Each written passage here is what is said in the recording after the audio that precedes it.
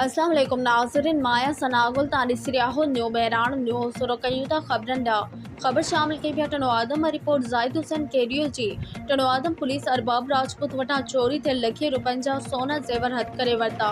बहरानी police जवाबदार जाहिद हुसैन रिंद वटा pistol हथ करे वरतो। 17 मंशावत फिरोशन समेत 19 जवाबदार गिरफ्तार। हज़ारे गुटका पुड़ियों 110 लीटर शराब हथ।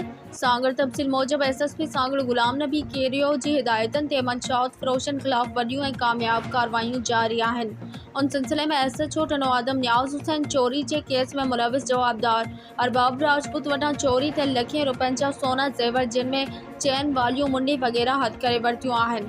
SHO बहरानी वसीम अरबाब जवाबदार जाहिद हुसैन रिंद वटां एक गैर कानूनी TT पिस्तल हथ करे वरतो।